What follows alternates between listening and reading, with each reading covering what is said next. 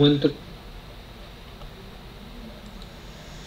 baik, sekarang kita akan melihat icon terakhir dari object mode, yaitu shader atau shading dari draw type.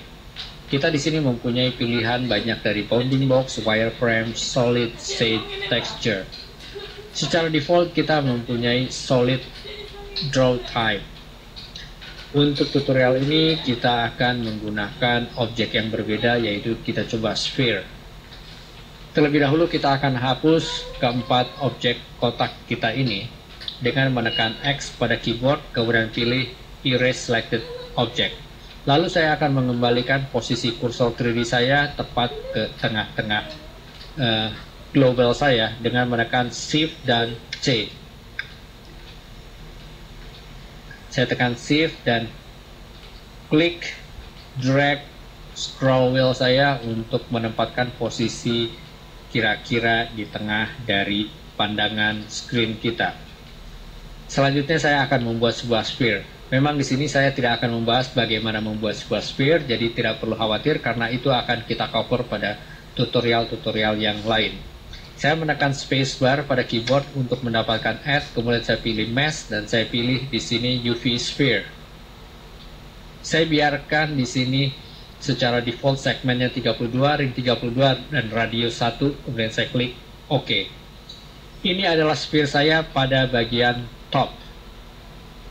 Secara default kita akan melihat di sini titik-titik kuning yang banyak. Ini karena kita bukan lagi berada pada object mode melainkan pada edit mode. Perhatikan di sini kita sekarang berada pada edit mode.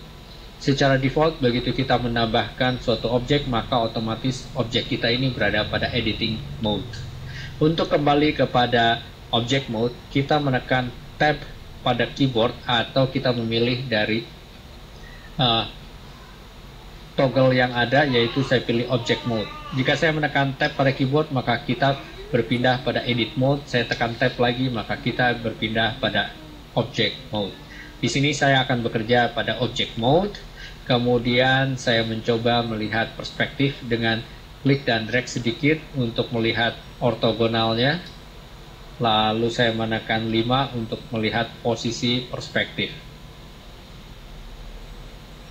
Saya zoom sedikit, kemudian saya menahan shift dan klik scroll mouse untuk memindahkan atau menggeser objek seperti ini. Oke, di sini kita lihat sekarang objek saya pada tampilan view saya merupakan objek solid, di mana saya bisa melihat objek tersebut dari rangka luarnya berikut dengan simulasi lighting.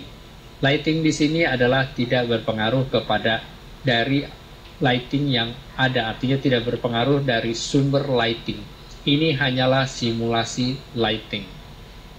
Berbeda jika saya berpindah kepada shade atau shaded, maka ini berpengaruh dari lighting sumber yang ada.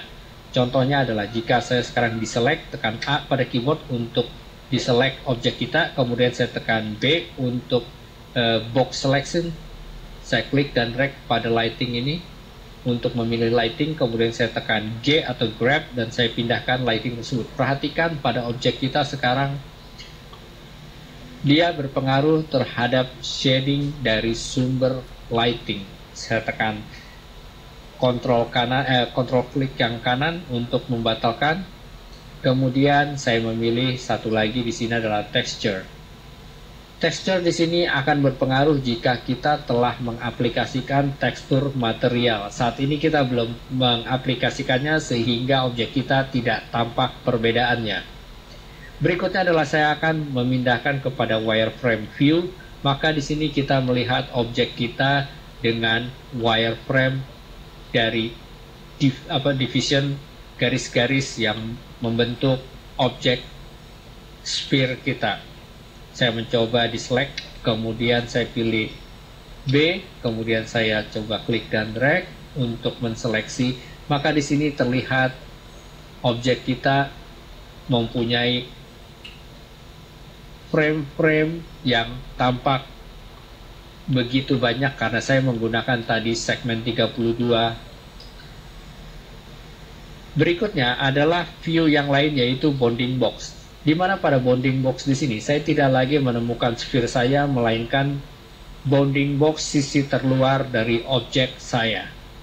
Demikianlah perbedaan semuanya antara bounding box, wireframe, dan solid. Secara default, kita melihat viewer dalam bentuk solid.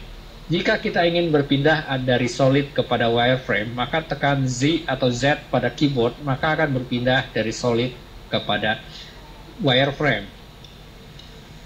Jika saya menekan Shift Z, maka akan berpindah dari solid menuju shade.